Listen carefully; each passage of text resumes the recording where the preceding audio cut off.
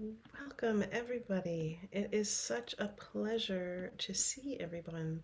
And I'm going to go ahead and just read Sophie Strand's new bio to you. You may have read another one. Now we have the latest right here. Sophie is a writer based in the Hudson Valley, right down the street from my brother. I'm just so excited. Who focuses on the intersection of spirituality, storytelling, and ecology. Her first book of essays, The Flowering Wand, Lunar Kings, Lichenized Lovers, Transspecies Magicians, and Rhizomatic Harpists Heal the Masculine, is forthcoming in 2022. Her ecofeminist historical fiction, Reimagining of the Gospels, The Madonna's Secret, will also be published by Inner Traditions. And her books of poetry include Love Song to a Blue God and Those Other Flowers. I'm skipping reading the preface, guys, Yeah. just because I feel like the most exciting part is the name of the books. The Approach, and her poems and essays have been published by Art Papers, the Dark Mountain Project, which is amazing, you guys, if it's not on your radar, poetry.org, Unearthed, Braided Way. It It's a continues. long. So there are so many other ways. So I'm going to hand over the microphone, so to speak, over to Sophie. I'm really excited to have her, and and to share this with all of you. And as I was looking around at, who do we include in to really um, to bring out a wide breadth of conversation about how we come into relationship with myth and mythos and our personal myths. I was really excited to come across Sophie's work as another voice and another perspective to bring you into some practices that you can engage on your own. So I will hand over the mic to Sophie and she will take it from here. One thing is that you may have questions along the way. Please feel free to um, raise your hands as you have inquiries. And this will be a very interactive class, so it sounds like you might want to have a pen and paper by or fingers ready for the computer. And there we go. Hello, everyone. Thank you for having me. And yeah, just feel free to interrupt me. Um, I think life should probably be more interrogative, and we can create a more generative frame for interruption as a way of we're always piggybacking on each other's ideas. No idea exists in a solid node of individuality. It's all in between people. Thinking happens interstitially between ideas and between people and other beings. Um, so I want to start with a little bit of a somatic exercise. It's my ecological twist on the work of Betty Martin, if you know her. Um, I would ask that everyone find an object, anything. It could be a pen, it could be a nut, an apple, anything that's close at hand. So I'm going to give you like 10 seconds, 20 seconds to find an object of some sort. Okay, does everyone have an object? Just nod your head if you do. Okay, all right. So I want to start by offering something, which is that in this culture, we are very, very fixated on extracting resources, information, services. And oftentimes our relationship to medicine is extractive. We think I need to take a psychedelic to become more ecologically conscious. I need to take a medicine to get better. And something I want to offer is your own body is a medicine. Your own body is psychedelic. And in fact, you receive so much sensory stimulus through your eyes, your nose, your ears, your hands, that you gate out because you're taught not to notice it so that you can behave in a way that is culturally normal. But it means that we gate out our superpowers and we also gate out miracles. And I want to just start by grounding ourselves in the fact that our body is medicine and we can access that every day. We never have to pay any money to access it. It's right here. And it is our storytelling tool. Our brain is not just our storytelling tool. Our whole body is telling us stories all the time. So, holding this object, I want to offer that your hands are composed of 17,000 different touch receptors and nerve endings. They are just as sensitive, if not more so, than your lips. They're some of the most sensitive parts of your body. And yet, in order to just do the things that we need to do, we turn off that sensitivity. But that sensitivity is connected intimately to our brain and to our emotions. And our hands that write and that type and that communicate, are actually this incredible portal into our deepest somatic knowing. So I want you to take this object and I want you to run your hands over it slowly, slower than you would even think you should. Feel for ridges. What's the texture? Is it hot? Is it cold? Is it warming up a little bit as you begin to touch it? Are there places in it that your fingers seem to go? And now start to feel how that object is moving against your hand. Take one hand, maybe your right, and have it be the active hand, and move that object across your left hand as a passive hand. Slowly draw a letter, maybe spell out your name, and slowly begin to see, like, I want you to actually slow down even more.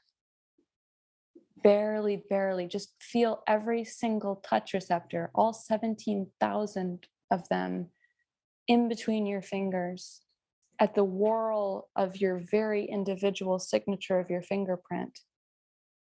Feel how one hand touches the other hand, and you can wake up that duality that lives within you, that, you are your own lover, you are your own conversation.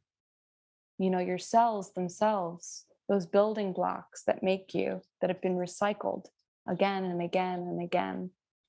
The carbon in you that could have been a hummingbird or a pterodactyl. Feel those molecules waking up, remembering when they were not just molecules, but separate organelles. The birth of human beings actually begins in this moment called symbiogenesis, when separate, tiny prokaryotes decided to create an anarchic fusion that became our cell. Your cells are the product of anarchic lovemaking. Can you feel that in your hands? And slow down one notch more.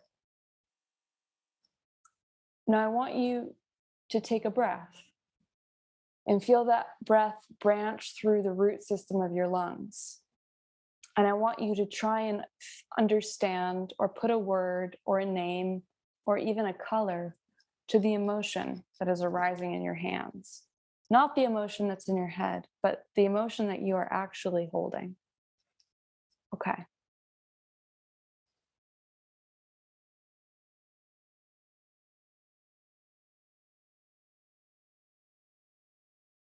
Okay. So I want to start with a myth. Has anyone ever heard an underworld story? Does anyone feel like they've been in an underworld story? Yes. Yeah. Yes. Underworld stories, I think, are pretty present right now as we've been forced to isolate and quarantine, to stop our ordinary routines, to step out of linear schedules and time, to go deep, to go dark. And right now, as the solstice approaches and the days get shorter and shorter, and the nights get long and deep and intense, we can feel the very seasonal pressures of an underworld journey. But I want to start with the oldest underworld journey that I know of. Older than Orpheus, older than Persephone, older than Isis searching for her murdered husband Osiris. I want to start with a underworld journey of fungi. Does anyone here have any passion or knowledge for fungi? Yeah, good. We have some mycophiles. Yeah, and it's kind of my thing. So let's begin 500 million years ago. 500 million years ago, there were no plants on dry land. They were only in the water, and they didn't have root systems. Um, they were much more free floating. So when we think of plants, we think of flowers that have their above ground representation and then their roots that stay in place. But that's actually a pretty recent phenomenon vegetally. What we actually can imagine is that 500 million years ago, plants decided to do something that looks like the opposite of an underworld journey. They came from the depths of the ocean and they drifted onto dry land. And when they got to dry land, they didn't have any way to access the nourishment of the soil or to stay in place or to create communities. They had no idea how to make roots. But thankfully, fungi that predate plants had already colonized the soil. They'd already crocheted themselves in long, filamentous, hyphal strands that look like threads through the soil. You know, the fungi actually sequester carbon and they hold together the soil. They are the very connective tissue of ecosystems. And they were there. Mushrooms are just the reproductive flourish above ground, a very momentary fruit that you see. It's like if you only saw the apples on an apple tree and not the whole tree. That's what mushrooms are. The tree of the fungi is underground and almost invisible. It's like starlight. And so that starlight weaving of fungal texture came up from the underworld and offered a hand to those first plants, those first dry ground plants. And they taught the plants how to root into the soil and root into the underworld. And for tens of millions of years, there were no plants that had their own root systems. They just had that cooperative, mutualistic fungal root system.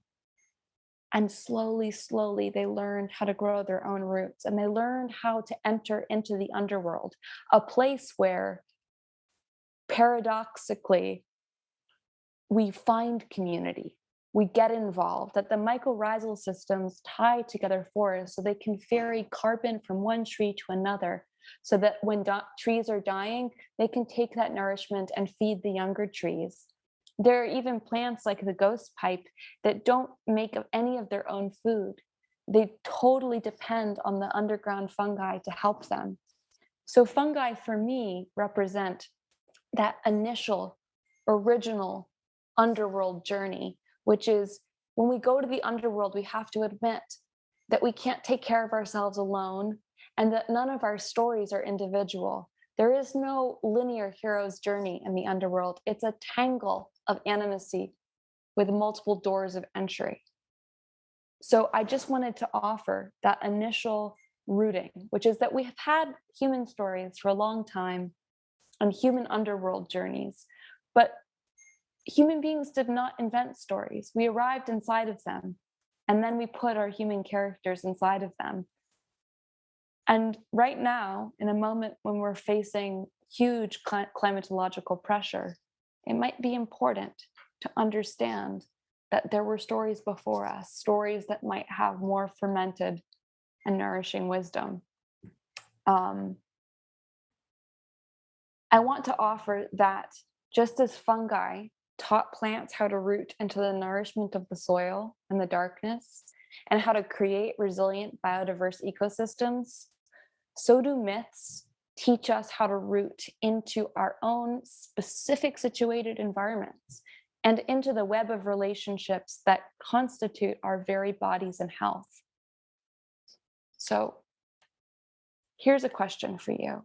Now that you've understood that the food that you eat is based, every vegetable you eat, every flower you cut that you put on your table is an underworld story.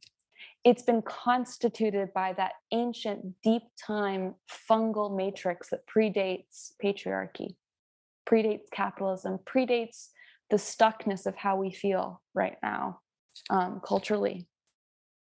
And I want to ask you, what myths and what heroes and what folklore and what stories have nourished you during this time? If anyone wants to offer to the chat, but I want to take about 5 minutes and I want to ask you to create a list of it can be Lord of the Rings, it could be a movie, it could be a goddess, it could be a story passed down from your grandmother, or it could be something very mythic and straightforward. And I want you to just make a list of the ones that you feel most committed to or most attracted to. Okay. At this point, you can pause this video for about 10 minutes and make a list of the myths and stories that most influence you.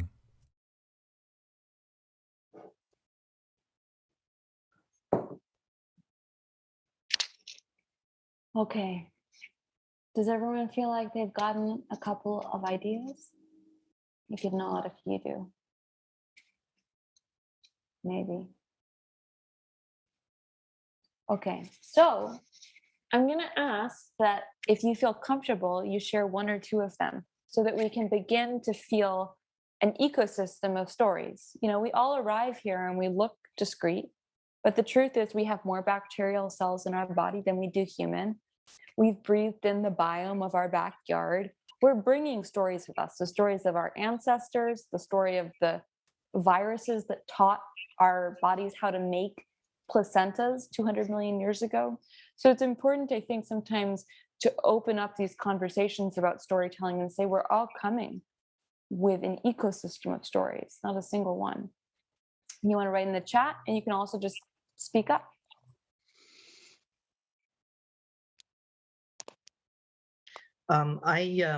When I was young, I read a whole lot of books by a woman named Marion Zimmer Bradley, and I Yeah. can't remember the name of the place that it was, but one of the themes in it that really has stuck with me my whole life is that a lot of this sort of magical place was in this place called Overworld. Just there was this place where people would go when they were connected to their magic, and it was up above, and it was like clouds. And ever since I've read that, that's always a place that I go when I want to understand the universe. Yeah, I read a lot of Marion Zimmer Bradley when I was growing up. It's a shame about her history, because she really created some pretty amazing texts. Myths they live underground like fungal systems and they survive the above ground weather. Their honey fungi can live to be 7,000 years old. And those mushrooms that only last for a season are just the reproductive event above ground. And I've been thinking about specific myths and stories and heroes as being that above ground mushroom that's suited to a specific time, a specific ecology, a specific need. And then it goes back and it decays back into that underground nutrition so that when it fruits back up again, it's freshly adapted. But another thing I'd offer, and this is part of the reason why I was asking people to bring up stories, is I think we live in a culture, in a time when myths are deracinated. They've been uprooted from their mythic underground nourishment. And they've also been uprooted from their cyclical nature, which is their ability to go fallow, to go back into the ground and to change and adapt to changing circumstances. When you take a myth out of its ecology, out of its specific social and political time period, and you translate it into a different language and into a different country, it loses its ecological wisdom. It also loses its ability to go back into that mythic underground and replenish itself and learn lessons and come back differently. So I think a really great example is I think of Jesus and Dionysus and Orpheus and Osiris and Attis and Adonis, all of these Mediterranean vegetal gods, as not being separate figures, but as all being mushrooms that come from the same underground mycelium. They just represent differently in different political and ecological contexts. So I've been lately thinking about it, especially like someone brought up Inanna and all of these, and the Neolithic goddesses as also being these earth matrix goddesses as being above ground mushrooms of this deeper, more than human intelligence that lives below ground on a much longer, wider timescale than a single human lifetime or even a single culture. And Theodore just brought up Medusa and composting Medusa. And that brings me back to something that I'd really like to offer, which is I'm always stressing the ecology and the decentering of the human, even within the stories that feature humans. And what seems very clear historically, mythically, anthropologically is that many of the monsters we believe are actually older matriarchal partnership culture goddesses or deities that then get co-opted by dominator cultures. And so Medusa was probably the snake goddess of Crete and the Minoan culture and late Bronze Age cultures in the Mediterranean basin. And when the Greek and the Kurgan hordes come down and subjugate that culture, they have to turn the goddess into a monster. Likewise, you know, Genesis in the Bible gets written after Babylonian exile, after all of the Jews were displaced, subjected to incredible oppression and genocide.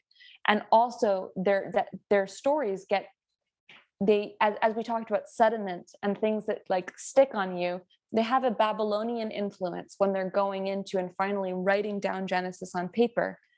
And when they say that before God made man, he moves over the deep, they use the word Tihom, which means actually Tiamat. And Tiamat is one of the oldest monster figures, and also before that, the oldest mother figures from Sumerian culture. That Tiamat gets turned into a monster by dominator Babylonian culture who need to have a hero kill her. They need to turn her into a dragon. So I always want to say that when you encounter a monster in a story, in a cultural story, you always have to ask if it's a monster or if it's someone who's been hurt and it's story that's been pushed back underground. So I think that's an important way for us to begin to massage stories that we think have certain kinds of dualisms intractably written into them. You know, hero, monster, good, bad, white, dark, ascension, descent. Okay, let's see what other people wrote in. Kuan Yin, Medusa, the Joker, yeah, Antigone, Ophelia, the slaying by his father of Isaac in the Bible. Yeah. So I think one of the really interesting things about these stories, all of them, is I'm guessing they were not written within 10 miles of your home. If I'm wrong, someone raise their hands.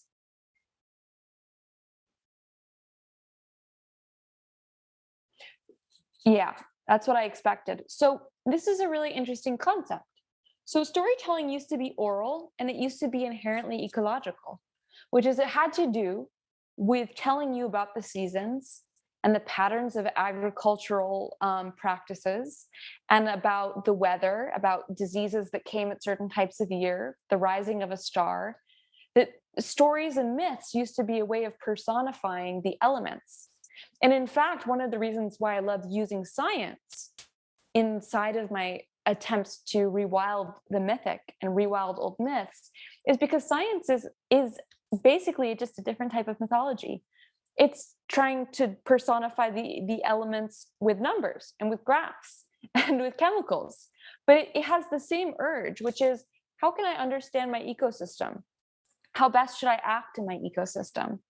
And your ecos, you know, I too grew up on stories that were not grown outside my house.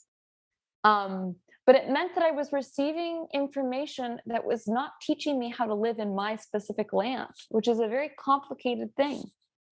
So as I look at these myths, sometimes I have to ask myself, okay, maybe the wisdom they're offering me isn't particularly suited to the Hudson Valley, to this specific climate. But is there a way I can reroute this myth in its historical context, in its political bias, in the ecology that it was grown within? And is there a way that as I reroute it in the landscape back into its mythic mycelium, can it teach me something deeper than just that human cultural superficial level? And can it teach me something that then I can plant back into my own landscape? Okay, I have one question for you guys, and I'd like people to actually chime in. What are narrative forms that you feel that if you sat down to write a story would come up? What is a plot? What is a type of story that you feel familiar with? I could chime in with a few, like Yeah. descent and return, or the cyclical, where starting off in basically the same place, or sorry, finishing in the same place started off. So a couple, rags to riches. Underworld and initiatory. Mm-hmm. The young upstart hero who confronts the monster. Maiden sacrifice, eldest son. Yeah. Fall from grace. What about Shakespeare? Do we have some things that classically come up in Shakespeare? What? Yeah. Family Like conflict. betrayal and redemption. Even more basically, tragedy and comedy. Yeah. Earth care stories, to be careful how we are with the world. Yes, those are very important. And I think those are fruiting again from a deep, deep, deep mycelium. Okay. Does anyone else have a story they'd like to offer, or a narrative form?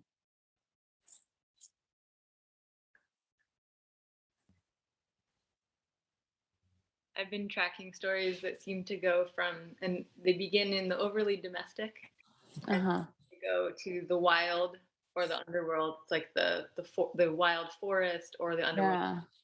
and then back to the domestic with the gifts from the wild. Yeah, that's beautiful. That makes me think actually of Prodigal Summer by Barbara Kingsolver. Has anyone read that here? I think that's one of my favorite books that's been written like in the past 30 years. It's a great, great book. I don't know if it's exactly a narrative form, but Yeah. I recently have found myself really drawn to retelling of old myths from the point of view of marginalized and overlooked characters in the original story. And I can't get enough of them. It started, I think, with Circe by Madeline Miller. Yeah. But then from there, I've just been on this kind of hunt, because there's something so nourishing about it. And they often tend to be women who were less important characters in sort of the original, telling of the story. But I've just been seeking them out everywhere. Those are my favorite stories, and that was the inspiration behind my novel, which will be coming out in 2023, which was the eco-feminist attempt to retell the Gospels from the perspective of Mary Magdalene. But yeah, Madeline Miller, big inspiration. Also want to uplift the work of Mary Stuart, who did incredible work to tell the queer stories in ancient history. One of my favorite writers. Okay. So we've talked about narrative forms. Now I want to ask you, think about an ecosystem. Think about a circle of 20-mile radius around where you are right now. Just take a second and think about if you can summon it in your head. So here's my question now. What narrative form does that ecosystem take?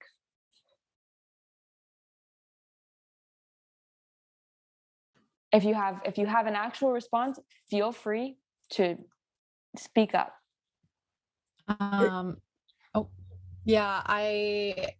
Mine is, and I was going to speak to it before, is the Great Flood. I live in a valley, and we are actually currently experiencing state of emergency level flooding. Ooh. And it is also a part of the creation myth of the Cowichan people who have, through their oral storytelling, passed down their own creation myth, which is the Great Flood. And I know that's a creation myth that is global in its expression in different ways. And in the I guess, social cultural ecology of this land, there is that experience with colonization. And so when I feel the Great Flood, it's kind of that narrative form of old ways being swept out to sea, so to speak, in one massive event of nature. And that happened in their original story. That's happened on this land with colonization. And when the floods come cyclically, they also bring up what is underground. So also in this landscape, we have bodies of indigenous children being surfaced from deep below ground from the previous cycles of this story. So yeah, I'll leave it at that. Thank you for sharing. Will you just tell me where you're located specifically? Because now I'm really invested. Yeah. So I live in a place called the Cowichan Valley, or the Quatsin Valley. And I live specifically at the base of a mountain, at kind of the place where the rivers meet the ocean, on the edge of the valley, which is the edge of Vancouver Island, British Columbia, Mm, on the east side of the island. thank you. Yeah. And Cowichan, if you wanted to look it up, is spelled Cowichan. Yes. Okay, there we go. Thank you. It reminds me of this great poet, Kathleen Jamie. Have you read her? No. She writes this book about how this is the age of resurfacings, how these floods, these meltwaters, these changings bring those things up we've tried to bury. So just as we have those mythic myceliums that have sequestered older, more resilient knowledge, our crimes and our ecological disconnectedness is also surfacing, quite literally. And what do we do with that, with those resurfaced stories that seem to interrupt and trouble the dominant narrative? And I think that this is a literal thing. This isn't just conceptual. This is looking in your ecosystem and saying, where are the resurfacings? Where are the stories that have been suppressed that are coming up? You know, what got washed away and eroded and showed, you know, the place where there used to be a tree. There used to be, I mean, I live very technically on Munsee Lenape land, right at the confluence of the Rondout Creek and the Hudson River. And there were massive, massive genocides that happened in this area by the Dutch and the French. And pretty much all of the people, all of their mythology, all of their language got erased. And of course, there are still people who survive, but the culture, the integrity of the culture was incredibly damaged. And I live on that land knowing that it's there, knowing that those, you know, stories can be silent, and stories don't necessarily and usually don't use human tongues. And so a practice that I have, that I invite everyone to try and slowly enter into, knowing that it's intense, it'll be intense for your body, is to ask the land quietly, what stories are here that are screaming but not registering in as a human volume? What alarm bells are going off? So that's something I really think about, because I'm standing on land where people died, and it's so hard for me to access their stories. So I have to ask myself, how can I provide a mouth for you? How can I provide a mouth for you without trying to make up your stories, trying to fetishize them? How can I try and get back in touch with the land? And we can do this in very practical ways. We can seek out still living members of indigenous people, or people who've lived here for a much longer time and still have access to the folklore of the area. We can also do herbal apprenticeships and learn about native species. We you know, the ancestors of a place are not just human. You know, sometimes the only people who survive are not the human beings, but the Queen Anne's lace, or the knotweed, or the ragweed. And those stories are perhaps more important than human stories right now. So whenever you feel yourself drawn towards a human story, I always want to suggest that there might be a non-human story that needs more attention. You know, we're in an extinction event. And so we must wed our storytelling skills to the stories that don't have a very loud voice inside this culture.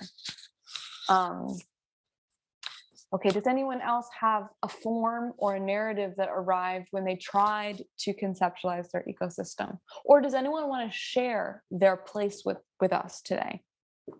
If I may. Please. So I just moved here a year ago, and it was so overwhelmingly clear to me, this land of inside out. On the eastern side of the Cascades, where the tectonic plates came together and the volcanic activity afforded the landscape that I now am on top of, this land of inside out. And it's really quite something, because in this journey of being present with that and following the roots that follow the lava up to where it all started, and to just be immersed in this slowest story ever told, and to really slow down because of that, and notice where it doesn't look like there's life. There's the smallest, itty bittiest of lichen that carries life, and it's just amazing. And then you watch it go through the seasons and change color, and you're like, who turned that on? Like, what? How? It's the land of inside out, and it's just quite something, because it's drawing a lot out from inside. So thank you. That's where I'm at. Thank you for sharing. And lichen are some of my favorite beings in the entire world. And I think that they're a great place to start, actually, with what I'm trying to coax us into, which is that human beings think that stories are monologues, that it's one voice speaking. That even in our dominant music, it's one melodic thread that all the instruments are contributing to. And this monologic way of thinking is deeply paired with colonialism and with extractive capitalism, which is, we all have to speak one language, we all have to have one idea, we all have to be one way. And I want to offer something else, which is a practice that occurs in nature all the time, and also is part of the artistic practice of many surviving indigenous peoples world over, which is the idea of the polyphony. Does anybody know what polyphony is? Does anyone want to try and offer their experience of it or what they think it is? I'm sorry, I just went immediately to epiphany, but I don't know. Wow. Epiphany, I like that. Yeah, please speak. I understand it as multiple voices speaking at the same time. And in traditional Judaism, the practice is, when people are praying aloud, that everybody's praying the prayer at their own speed. So when you walk into a room where people are praying in that way, you're hearing the prayer in a multiplicity of voices. Yes. Thank you for going to Judaism too, because that's actually my area of study and expertise. And, many people don't understand that Judaism was an inherently oral, adaptive, interrogative, relational experience before the end of the Second Temple period and the burning of Jerusalem. And that it's become textual because the people had to have a text that traveled. But it used to be that Judaism was transmitted face to face by targums orally. And that, yes, it was about interrupting, about changing, about all praying, all storytelling at once. Polyphony as music, as storytelling, as birdsong, is when many different songs are happening that sound completely different. And then by chance, some of them weave together. Sometimes they're discordant. And it's about, how can we train ourselves mythologically, practically, creatively, to stop looking for single stories and to start looking for ecosystems, for polyphonies. And one of my favorite, this is a weaving of science, one of my favorite pieces of science is, does anyone know the sound ecologist Bernie Krause? I'm going to write his name in because he's worth, he has tons of interviews online. He's worth looking into. He's really quite an amazing person. But he came up with this idea. He noticed that when he would go record ecosystems and record places, and he realized that when he listened back, that it seemed like, even though it wasn't technically the structured human music, every song seemed to fit in perfectly. And he actually ran this through technology and a seismograph, and he showed that every animal, every insect has what he calls a biophonic niche. It has a way of singing so that it reaches the others of its kind without interrupting or blending out or harming the song of another being. And it's not that it's taking center stage or the podium, it's that it's finding that tunnel where it fits perfectly into the tangle of voices. It's a tangle. It's not linear. It's not a monologue.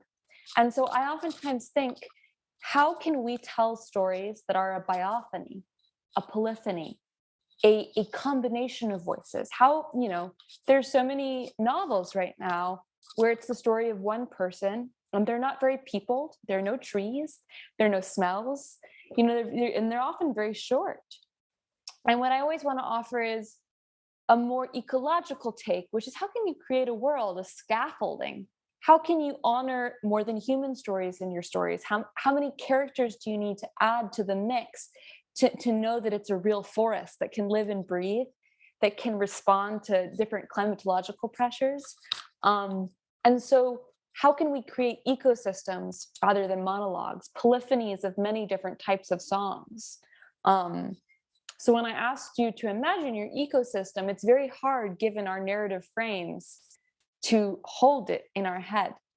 And I can send along at the end some actual representations of biophony that have biophony and polyphony in, there's a great mushroom hunting song by women in South America the recording shows that they're all approaching from different distances, and they're all singing a different song that's leading them to the correct mushroom.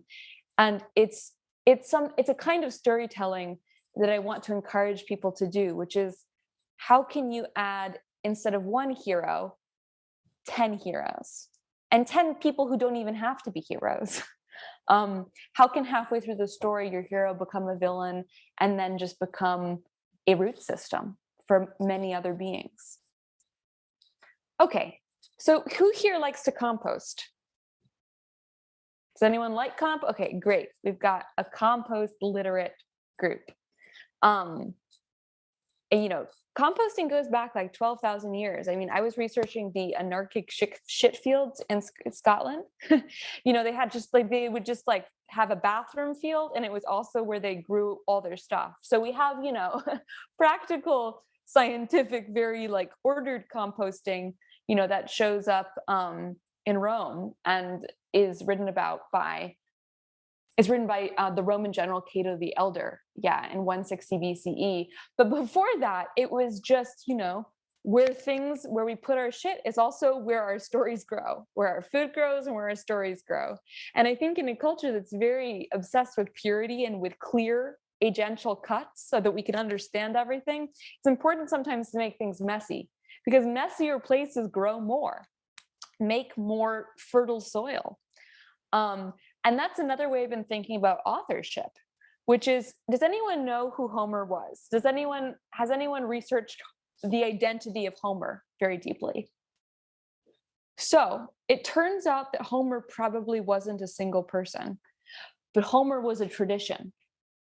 Homer was a hat you put on, and that you could become Homer. So Homer wasn't an author. Homer was a mode of storytelling that necessarily changed to suit different audiences. And likewise, the Orphic hymns attributed to the figure Orpheus were actually written by many different people who took on the mantle of Orpheus. So something I've been thinking about a little bit is, how can my storytelling be less attached to authorship and more about generosity? How can I create stories that are good soil for other stories, that are leaping off points, that are less attached with individuality and with humanity? And this brings me to composting old myths. So here's a question I have. What are stories that you feel attached to, that you are raised with, that aren't healthy, but you still have a lot of attachment to? So we have ascension, we have the mind matter split, Hansel and Gretel. We have the myth of progress in social Darwinism. Hero saving princess, damsel in distress. Yeah, these are some good ones that, yeah. Sustainable growth. Huh. Can you say a little bit more about that? There's no such thing as sustainable growth in a finite environment. Yeah. That all growth is exponential if it keeps growing. Yeah, you have things, the mushrooms don't grow forever. They have to die back and go back into the soil. The good and sacrificial mother. Okay, great. Divide and conquer. That was first the Romans first came up with that idea to conquer Gaul, because they knew that if they divided all of the different tribes, they could conquer them. I think that's such an interesting fact. Individualism. Yeah, something we're really struggling with right now. So we can look at all these stories and we can hold them. We can hold them like that object we held at the start, which is we can have curiosity about them rather than judgment. We can say, okay, you have not necessarily helped me, but you still really informed who I am today. Men don't cry. Yep, that's a myth. And one of the myths that I'm always trying to trouble is this conflation of masculinity and patriarchy. They're not the same thing. There was masculinity before patriarchy, and it might be important to go look and see what it was. Okay, so here, I have a question. Who here has ever taken a massive dose of antibiotics? Okay. Did any of you have really bad gut problems afterwards? Has anyone here ever had bad yeast, candida? You don't have to raise your hands. It's embarrassing, but I'll say I have. Yeah. I've had very serious illness, and yeah, it was misdiagnosed and I was blasted with antibiotics. So here's something I've been thinking about with these narratives and these myths that inform our culture and don't seem to necessarily be working. When you kill off everything in the gut, when you kill the good and the bad, you leave behind a lot of open real estate. You kill off that polyphony, that biodiversity of stories.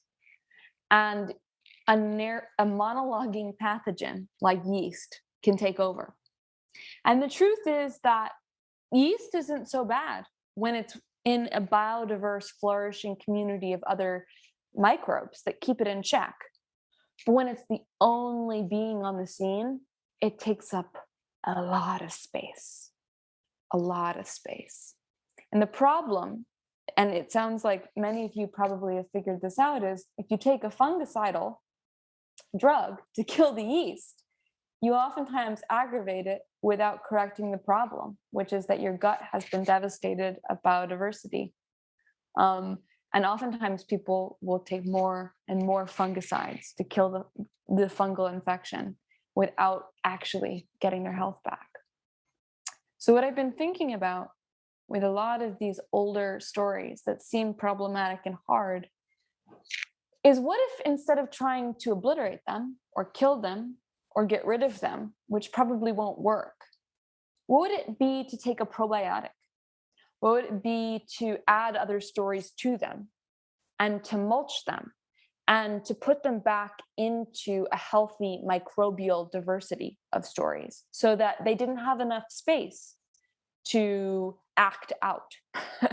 What would it look, there's a figure, and I won't say his name, but there's a figure in the men's scene who I find to be very problematic.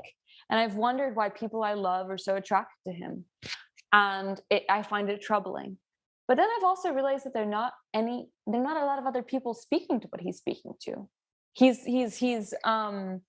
walking into an empty room, and so he gets to talk as loudly as he wants. And the issue is not trying to kill him or destroy him, but to overwhelm him with a lot of different stories. So something I want to offer is, who here was raised with some kind of Christianity? Okay, yeah. Who here was raised feeling like ideas of Christianity and Jesus were bad for them? Yeah, yeah, exactly. Yeah. Well, invasive species are an interesting question. We'll come to that at the end. So yeah, so who here has felt like Christianity has informed their life in very intense, perhaps unfortunate ways? Okay, yeah. Most of us. I mean, I think something that people don't understand is that Christianity underpins even most of our secular ideas. Even the Cartesian dualism of mind matter that informs material reductionism in science is just a rearticulation of theology, of the spirit and the body of early Romans interpretations of Christianity. So there's so many purity culture. Our whole idea about hygiene is based in Christianity, and it's important to understand that. Now, here's something I want to offer. This is what we can start to do with these myths that are in our life that we can't take a fungicide and get rid of, is we can start to replant them in the ground. We can put them back into an ecosystem, and we do that in two ways. So I'm going to use Jesus as an example. So does anyone know what Jesus might have actually been called? Because Jesus wasn't his real name. Yeshua. Yeah, Yeshua. So Jesus was a Galilean oral storytelling magician, Jew, reforming Judaism. 2% of Judea was literate at that time period, and probably less than 1% of Galilee, because there were two different parts of Israel at that time period. And so it's highly unlikely that he wrote or that he read. He could have maybe read his name, maybe, but the way he was sharing were through parables, were through stories, and stories that were inherently focused on plants and animals and daily agricultural life. So who here knows the parable of the mustard seed? Do you want to tell us it? As I understand it, it's, if I'm not mistaken, it's the story of finding the mustard seed from a home of someone who has not lost someone. That's Buddha. Oh, all right. But yeah, lots of mustard seeds. Yeah. So Jesus, Yeshua, Rabbi Yeshua, as he would have been called, says the kingdom of God is like a mustard seed. And you hear that and you think of a small seed, and you just think of, mustard greens, and it doesn't really prickle you or root you into your ecosystem. And the reason that happens is because the Aramaic words of a Galilean Jewish rabbi were deracinated from his Galilean ecology, translated into Coptic and Greek, the language of the people who murdered him, who then abstracted his story from its ecological context and from its original language. They also, and this is the important part, ossified it by writing it down. Is that, as we said earlier, Jewish tradition was about storytelling that was constantly adapting. That as things changed, you changed the story.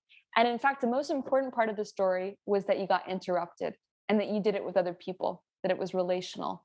That every time you came to a different audience, you told a different story of the prodigal son, because you had to translate. Just like the fungi are relational, that an ecosystem is held together by all of these different threads, so do parables open up space for being interrupted. There's a great biblical scholar who says that people don't understand that if he was telling these stories aloud, and they're very weird stories, he was probably constantly getting shouted at. That probably the whole time he was speaking, people were saying, "You're wrong." So there's something very interesting when we start to reroute Yeshua back into his Galilean ecology, his Galilean social context and political experience, is that his storytelling is not about the kingdom of God in this abstract Romanized way, but it's about everyday life. So let's go back to the mustard seed. What would a mustard seed have represented to the Galilean peasants he was actually talking to? So the least favored plant of a Galilean farmer, and in fact, Plutarch over in Rome writes about it at the same time period, was the mustard seed. It was considered invasive and the bane of everyone's existence. And that when you put it in a field, it destroyed your field. So, what seems like a very trite, cute parable, and perhaps deracinated, translated into into Greek, and then into English, and then read aloud in an Oklahoman megachurch, what seems very unecological suddenly becomes an invasive species, anarchic vegetal piece of wisdom. Suddenly we have a very different figure, mythic figure, talking to us when we put him back into his vegetal rhizome that goes all the way back to Dionysus. And we can look at Dionysus as actually being on the same mythic storyline, which is Dionysus gets co-opted. He's one of the earliest gods. He predates the Greek pantheon. He shows up in the earliest form of Greek that we can barely read, that shows up on Crete in Linear B. So he predates Apollo and Zeus and all of these beings. And he gets conflated and made into this god of wine and revelry and chaos because he's so dangerous to the Roman Empire. He inspires Spartacus. He was the inspiration behind the revolt of Spartacus. There's an amazing witch, if you want to look her up, called Pacula Anya. I've written about her too, who sought to create pretty much a egalitarian, ritualistic, amazing version of Dionysian worship that was considered to be a major threat to the Roman Empire. And they killed like 7,000 people. And that was when they actually made it illegal to worship Dionysus. And Dionysus is associated with the vine and with ivy and with emergent systems and chaos. So when we see Jesus speaking to us, who's also a god of wine and ferment and yeast, when he says the kingdom of God is like a mustard seed, he's saying something very, very anarchic to us. And one thing I'll offer is Audre Lorde, who's one of my favorite writers, writes in one of her amazing essays, I forget which one it is. She writes, "The master's tools will never dismantle the master's house." So as we look at structures of oppression, systems that will never, with any amount of reprogramming and education, ever equally distribute resources or make amends to the indigenous populations and to the ecosystems that have been obliterated.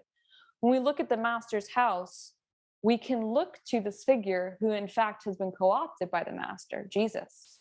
So suddenly, Jesus represents this patriarchal rule, this church, but we can take Rabbi Yeshua, rooted back in his anarchic Galilean ecology, and say, how can invasive species teach us how to create the party outside the gates, start to step to the side, step out of the dualisms, out of the binaristic thinking? But even that is a little abstracted, because the truth is that Jesus lived a very short life. He never even got to fully develop. He wasn't even seen as a mature rabbi. You wouldn't even be seen as a mature rabbi until in your late 30s. We take probably 2 years of an immature rabbi and we deracinate him from his ecology and his context, and we pretend like that could possibly work over 2,000 years, over an entire globe of different peoples.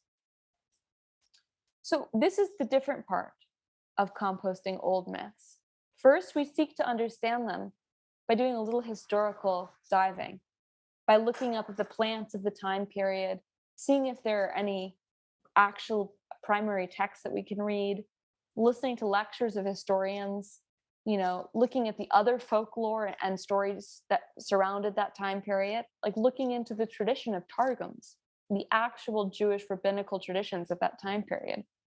But then we step back and we say, what is this teaching me about rooting into my own ecosystem? How can I compost this? How can I throw my own life, my own experiences onto this and change it and update it?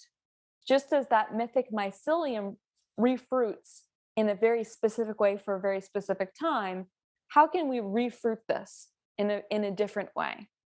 So for me, this is really, Tyson Yunkaporte is amazing. And I've been very inspired by him. Right story allows an even exactly. Right story is all about finding your biophonic niche. So you're not interrupting or creating a discordant relationship with other beings. You're not interrupting the mating songs of two beings. You're just threading your way through. And it can all happen at once.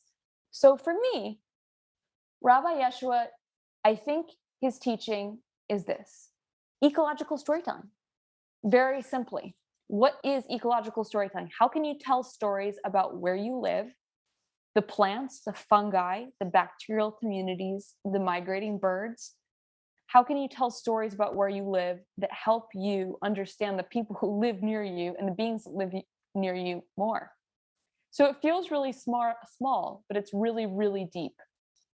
And we've all gone, the internet has encouraged very interesting cross-pollination and connectivity, but it's also encouraged a kind of superficiality. And I think that, Leah was telling me that you guys have been practicing sit spots. And I think there's something about a sit spot about actually rooting in a place and learning from it, listening to its stories, and also knowing that you have to coax and court stories, that we've been so out of alignment with our ecosystems for so long that they're maybe not going to offer that wild animal encounter the first day. Maybe it's the 100th day. It takes patience. It takes slowness.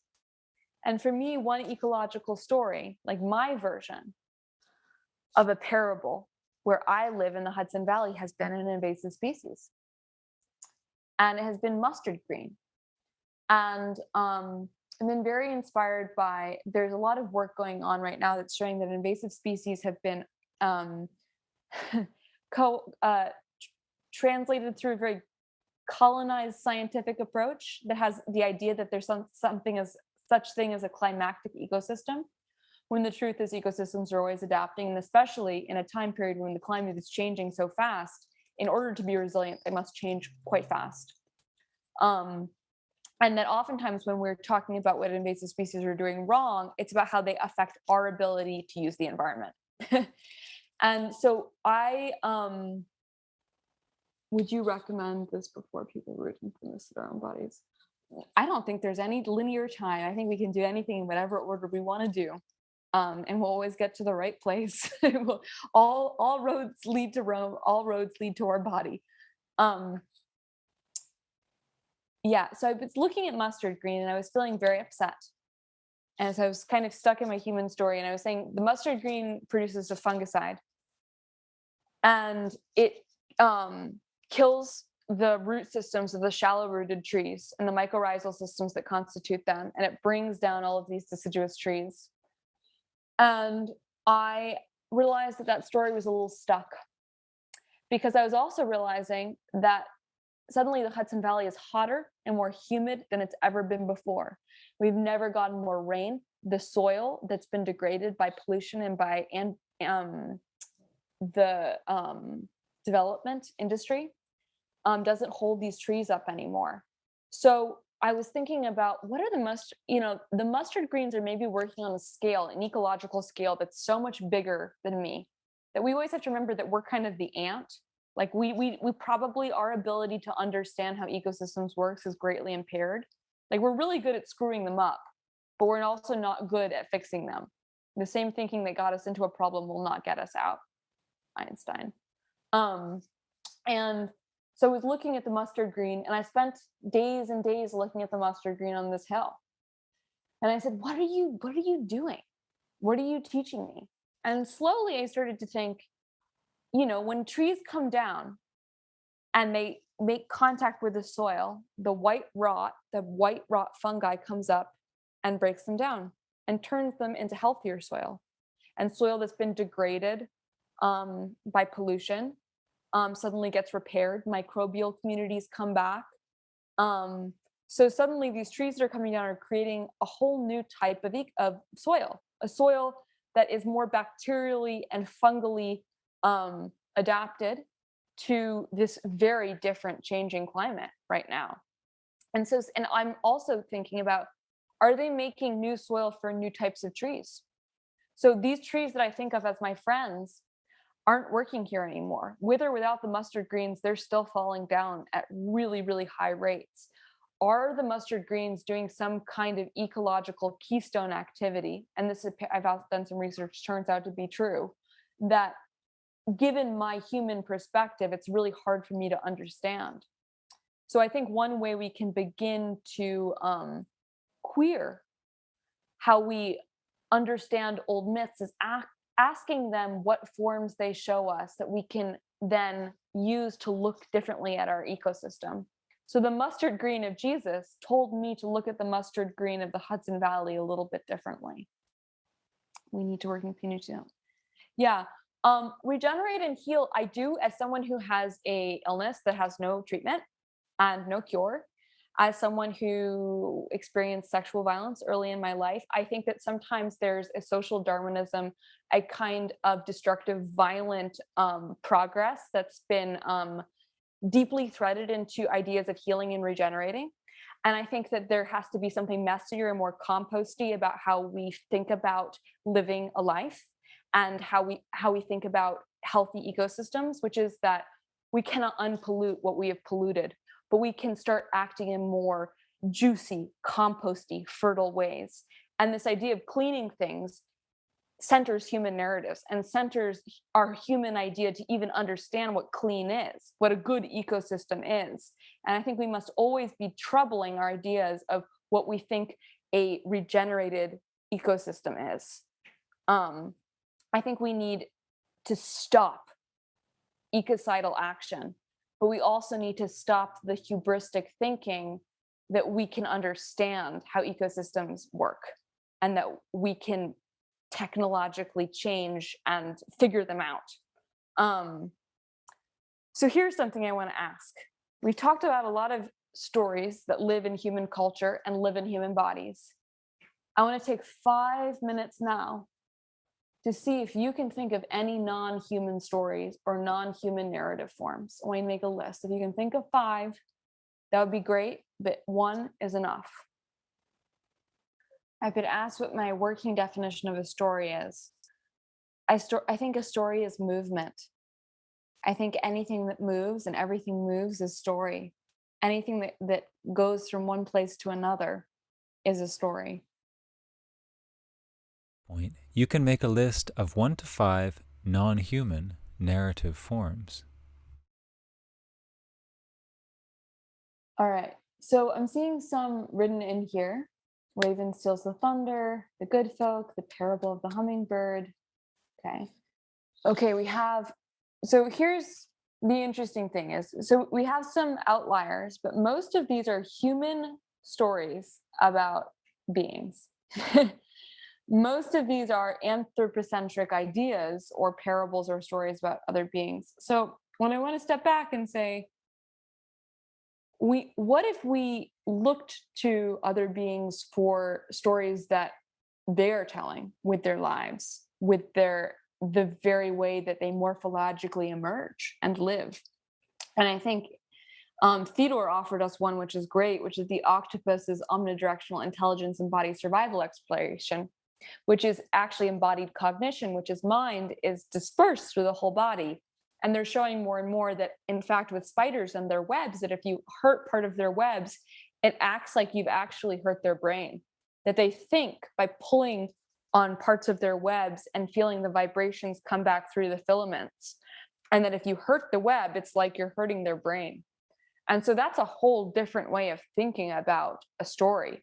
What if a being in a story was thinking with every tree? You know, if you think of a fungi, as connecting different plants and orchids and bacterial colonies and connecting the soil, you can think about its mind as being dispersed through a whole ecosystem.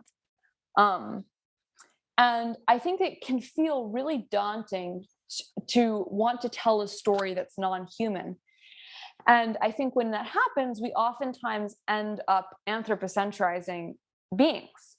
I mean, I read the Overstory and I was very struck by it seemed as if the trees were human, that it was at surface level about trees and about trying to be an ecological story, but it seemed like the women were simplified into sex objects or hero angels, and that the trees themselves were very human.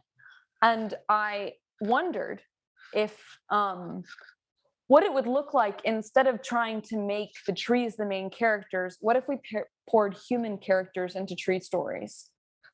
What if we poured ourselves into stories that weren't human? So here's some things I'd like to add. And I think that you can look to your own ecosystem and find 100. It's just slow. But let me find a couple that I've been really thinking about and trying to live with. So does anyone know about the idea of mycoheterotrophy? So mycoheterotrophy, and if you know ghost pipe or pine sap, they're part of this, is when a plant stops photosynthesizing. So they're often white or red or unusual colors, they're not green, because it's getting all of its nourishment from an underground fungal system. And within anthropocentric, material reductionist, androcentric science, we say they're parasitic because quantitatively, we can't prove that they're benefiting the mycorrhizal system. And yet the mycorrhizal system, the fungi below ground, seem to keep doing it. And they don't seem to be harmed. They seem to keep helping the mycoheterotrophs. So here's a story form. So if we're throwing out the hero's journey, if we're throwing out the heteronormative love story, let's look at mycoheterotrophy. It refers to when a plant creates a parasitic relationship with fungi. The plant receives all its nourishment while giving nothing. But maybe there's something qualitative and mysterious happening between the two that queers our idea of heteronormative relationships and transactional relationships. What could a relationship like this look like between characters? What if a character was a mycoheterotroph with a landscape, depending on its ecological nourishment while doing some oblique, unquantifiable work for the landscape? How could mycoheterotrophy inform stories about disability and intimacy and illness, when in order to live, you have to depend on your environment, the people around you, the beings to keep you physically alive? Can mycoheterotrophy help us start? It's not symbiotic. Symbiotic is when they both help each other, but symbiosis is like an incredibly interesting story form too. Add that to the list. I'm going to get to there. Actually, lichen, I think, is a great story form. Going back to the earlier mention of lichen. So mycoheterotrophy could be a really interesting way to write more complicated, compassionate stories about disability with disabled characters. How could we, when we're writing about disability, how could we look to orchids and ghost pipe and pine saps instead of to other human stories to think about how to tell, how to provide a mouth for a more than human voice? Okay. Another thing that I think is really interesting are something called inquiline communities. And this is a zoological term that refers to animals and insects and bacteria and fungi that live within the body of another being, usually a plant. A good example is the pitcher plant that creates a water-filled cavity that hosts an incredibly diverse array of insects and bacteria, and then in turn is nourished by their excrement. What if we thought of a narrative as an organism that opened up its body to other plot lines and relationships? How would that change the shape and progression of a plot? What if a plot wasn't linear but womb-like? I've been thinking actually of the Knights of the Round Table, how Arthur is never the main character. The Round Table is not a linear plot. It's an inquiline community of stories. It's a womb that gestates and is strengthened by the narratives that eat, make, love, decay, and transform all within its embrace. Let's see. Narrative biomimicry. Yes, exactly. Great ecological story form. And then lichenization. Lichen is the product of interactive intimacy. Fungi and algae and bacteria and also yeast form a new being all together with the help of responding to the rocks and to the ecosystem where they're born. These non-human lovers don't produce a child. Their act of reproduction isn't about division, it's about fusion. They are the child of their own anarchic lovemaking. What would a love story or a romance modeled on lichen look like? Or would it be like to have two different modes of storytelling slowly begin to fuse to create something totally unexpected? And then the last, and this is what I'm really, really thinking about, is gregarity and swarming. So if you've seen grasshoppers, you'll know that they are usually pretty solitary creatures. But if they start to run into each other and bump up against each other, they actually go through a morphological change. They get more muscular, they change color, and they change their behavior. They start to act, and this is an actual scientific term, gregarious, and they start to swarm. And these are the plagues of the Bible and ancient history, and that still destroy crops all over the world, which is these grasshoppers start to swarm, and then they take over ecosystems. So I've been thinking about gregarity and this transformation as being perhaps a narrative device. What would it be if all these narratives started to bump up against each other? You had a group of characters that seemed to all be in conflict, but then suddenly were working together. I think fungi for me is always informative. What would it look like to create a story that's more interested in relationships and in connecting beings and ideas than it is in coming up with a solid singular theme? What would it be like to hold two different stories in your head without devoting to either one of them? So these are just some of the ideas that I've been working with. I don't know if anyone else has come up with more ideas as I've been talking and wants to share. My father was a geologist, and every time I sit with a rock, I hear the rock story, and I don't know, I have to think about how to carry that over into a human narrative of some sort. I would love to hear a rock story. Take as long as you want. I think actually that might be the wisdom of the rocks, is move as slow as bluestone. These days we do expect stories with beginning, middles, and ends. Yeah, a rise to climax where the characters have epiphanies. Yeah, non-human stories don't seem to climax or follow.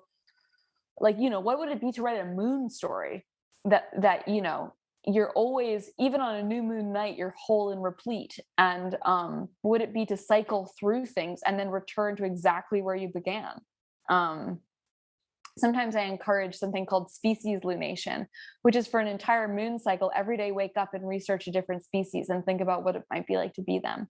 So for 28 days, let yourself lunate between more than human experiences.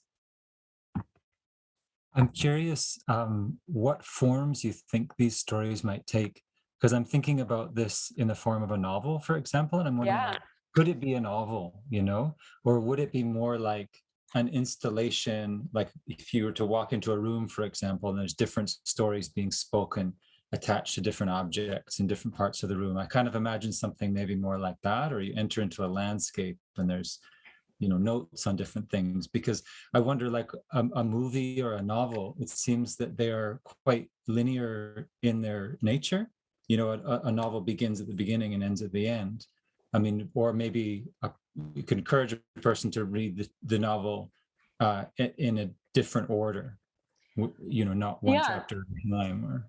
Well, I think my answer to your question is that there's never one answer. The ecological storytelling is probably as diverse as an ecosystem.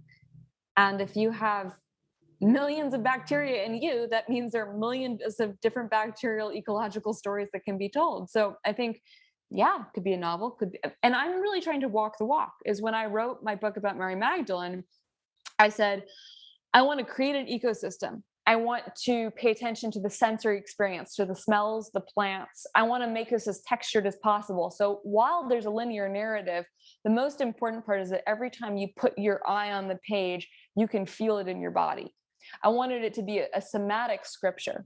So for me, as a person who loves to read books, I'm always trying to rehabilitate and compost the ossified textual realm, while knowing that orality is probably always a better way to do it, because orality can be updated and changed. But lichenization for me is what I'm working with right now, because I was a classically trained medievalist and really interested in the story of Tristan and Isolde, which is the basis for Arthurian romances. And I thought, like, how would you retell the Tristan and Isolde story using lichen as your informant? Would it be like to tell a love story where it's not about heteronormativity, it's about anarchic, complicated, chaotic fusion? And that seems to me to be a much more ecologically interesting way to enter into that old story. So that's personally how I'm doing it. However, I think a great example is, I don't know if anyone knows the music of Cosmo Sheldrake, but he went out and he recorded different bird songs, and then he put them into a synthesizer, and then he made more songs with bird songs from their own songs, and then he went back to the ecosystems where he'd recorded them and played them back to the land, closing the loop. And I think that's a really interesting, so that's not like writing a story, but I still think that's storytelling. And I think that's inherently ecological storytelling.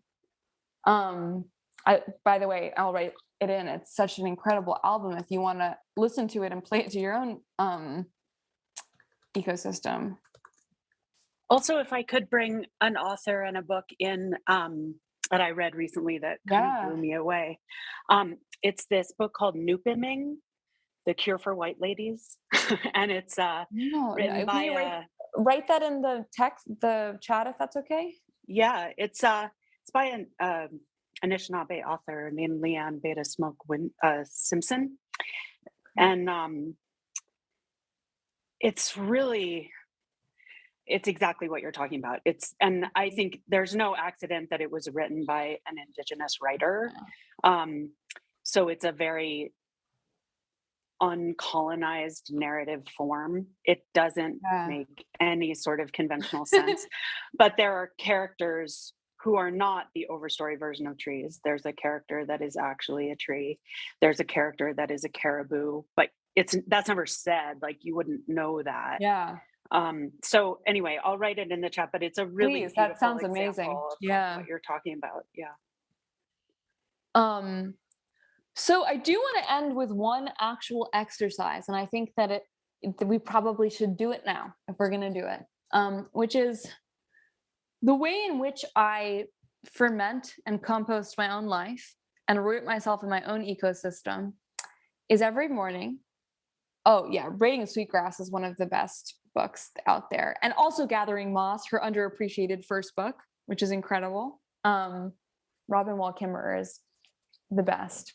So every morning I wake up and I summon by name, and not by Linnaean taxonomical name, by intimate name, whatever name feels the most correct and relational. Every being, fungal, plant, animal, actual relative or friend, geological, indigenous population, river structure, forgotten population, extinct population, I know by name in a 20-mile radius. And I go slowly, and I summon each being, and I summon every being by name. And when I'm done, and it usually takes an hour, and it bleeds over into I make my coffee, I go on my run, and I'm doing it. It's almost like a mantra. It's like a prayer. I speak it, I feel it in my body. I visualize these beings, I try and smell them. And when I'm done, I am surrounded by witnesses and by beings that I am constituted by and relational with, so that as I go throughout my day and I make choices, I know that each choice ripples out to a web of relations. That every time I turn on my car and turn on the exhaust, that ripples out to other beings. We don't make any single decision in isolation. And so what I would like to offer to you as a practice is a way of, deprogramming from this monologic, patriarchal, capitalist way of storytelling, is to begin your day by summoning your council of witnesses. And you can start small. Think of 10. Try and add one each day. And I'd like to take 5 minutes to end to have everyone perhaps try and think of one and then maybe put it in the chat so we can just create our own weird conglomerate holobiont of ecosystems right here. And if you want to actually speak it, also speak it. Yeah. Arbutus, thank you. Big trees, yeah. I was just reading Hawks, yeah. And hawks are great. They tie us back to all sorts of different mythologies across the world. They're a really good rhizomatic connector. Oak leaves, yes. Golden Spanish grasses. Owls, yeah. Prayer plant, ancient fir. Tiny frogs, boulders covered in moss, eagle, fir, lichen, grackles. Grackles are my favorite. They're so beautiful, underappreciated birds. Willow. The water above and below. Eagles, mulberry. Aquiquia, tree of heaven. Cedar, bay nuts, ferns. Yeah, I like to say to people, every time you're breathing in exhaust, you are breathing in ancient ferns. You are communicating with ancient ancestors in a very problematic way. Oregon grape, soil, dirt, salmon, rabbits. All the oaks, yeah. The wind. I'm going to add some of my own. The honey locust, the woodchuck, the heron, the Shawagunk Range, the limestone berg that was taken down by the colonizers who settled here that had been honored as a deity for thousands of years before that. Swan, the wind, wolf, pinon, juniper, Amanita muscaria, yeah. I'm going to add the ghost pipe, my favorite, and Russula and Lactarius that support the ghost pipe, that are its fungal plug-in. Chickens, Canadian geese and blue jay, rosehip. Ticks, yeah, ticks. Lyme disease, corona, delta. I mean, that's one of the things that's connecting all of us right now, is that invisible viral threading. It's interesting to think about in a de-anthropocentrized way. The forest, manzanita.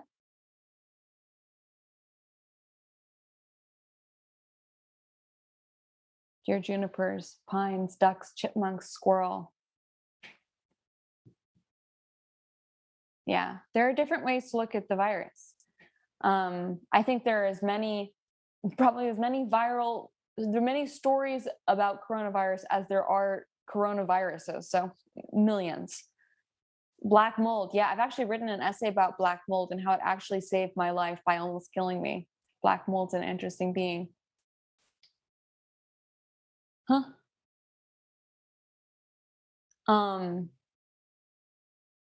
Thank you, everyone.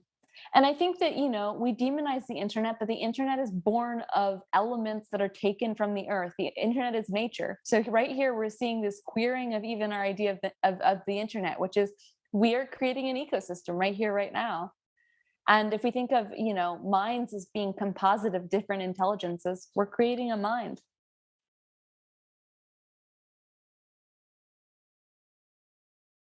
That takes us right to noosphere, doesn't it?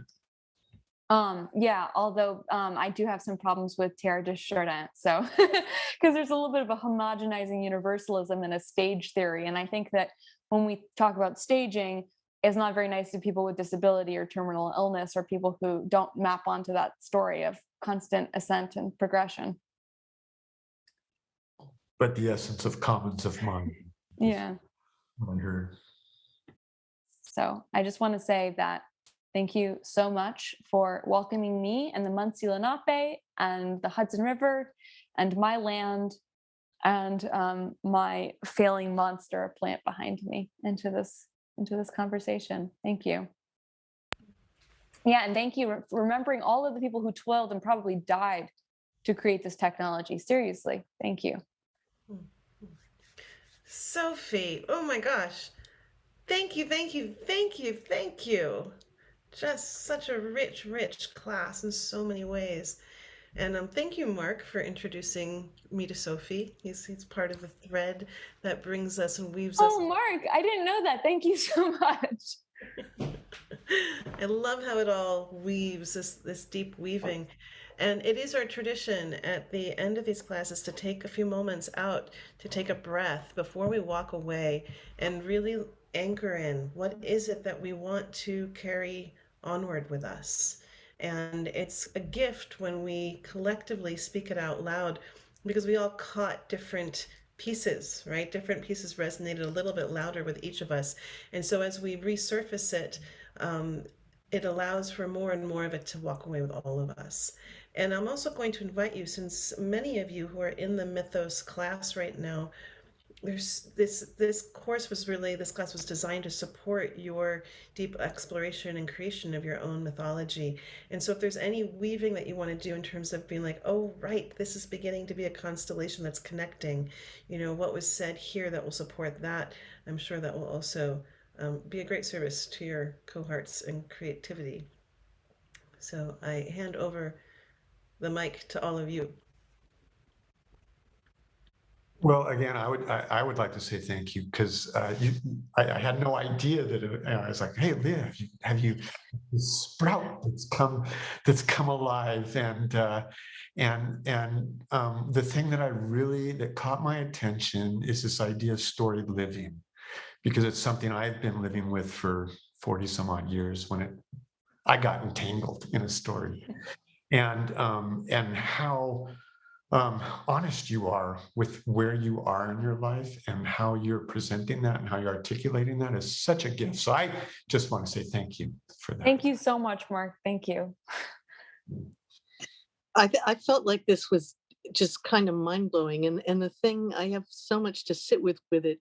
But the thing that struck me first and most was one of us here, and I don't know who it was, talking about feeling the coffee cup after petting the dog, and the reminder that every time we touch something, we're carrying over something that we touched before.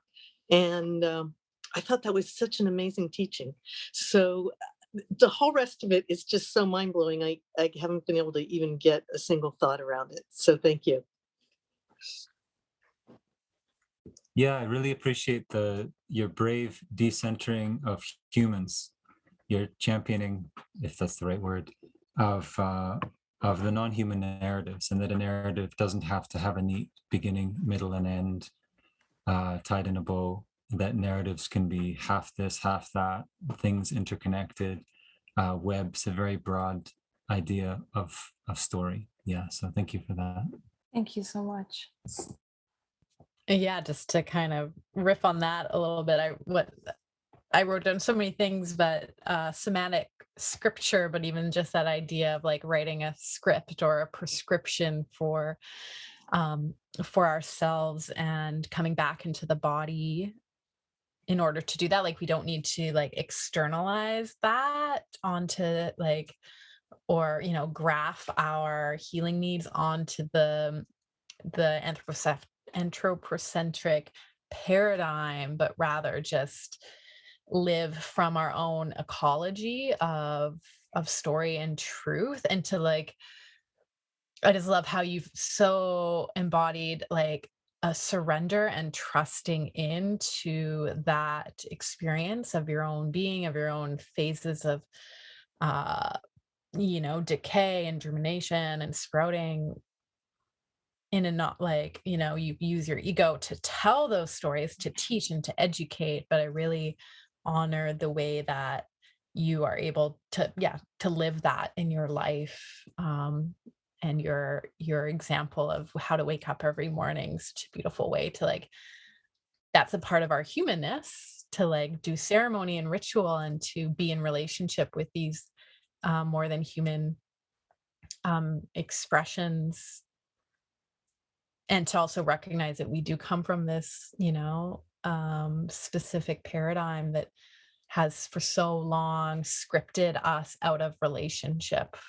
Yeah. And it just like, if there is, a prescription to heal that in this time, I really do feel like, writing these stories from the inside out is so powerful. So thank you. Thank you. That was really elegant and took what I said and like made it a lot better. So thank you. Oh, well, thanks. Yes. Thank you all for your profound presence and for your generosity of just deepening this conversation. And one of the things that came alive for me in this was remembering the work of Jolie Alon, who, anyway, it's all Mighty Networks. I properly, cited the teacher who's been most known for sharing this practice of sitting, but Jolie also wrote a blog post about it. The reason why I'm mentioning it is because she was someone whose life was so entwined with the oak trees. And she really had just extraordinary relationship with it. And she really spoke for them in a way that was so resonant and so strong that every time I see an oak tree, I remember the story that she tells me about how after spending a lot of time with them, she came into this sense of deep wondering if part of the reason why there isn't sudden oak death is because we've stopped using their acorns. And when they stopped having their parts being engaged, when the relationship between humans and them stopped, she started to wonder if that wasn't part of this transition and part of their leaving. And it was such something for me to wonder, like, right, like our relationship, our connecting with these plants, our actually receiving the gifts that they're offering is part of the reciprocation.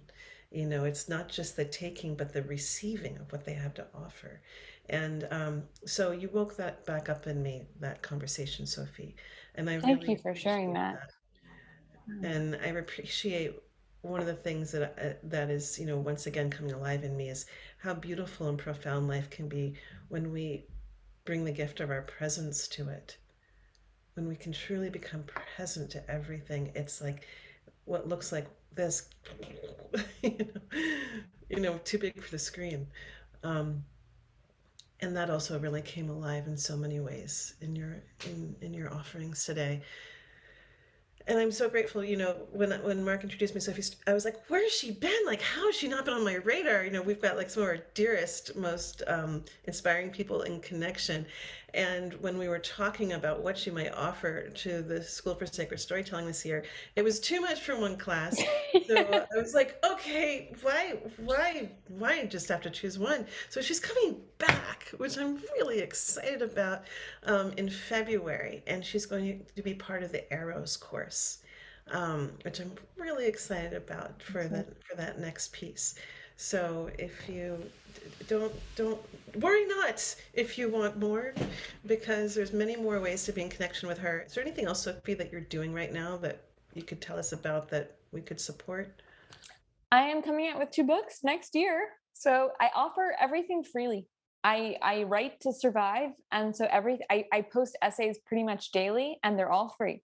So if you want to come and join into that ecosystem, there's no cost. So yeah. What a gift. Yeah. Thank you. Thank you. Wonderful. Well, we will see you all on the flip side. And may your days be beautiful and strong and filled with enough space to receive all the gifts that are there. So, thank you.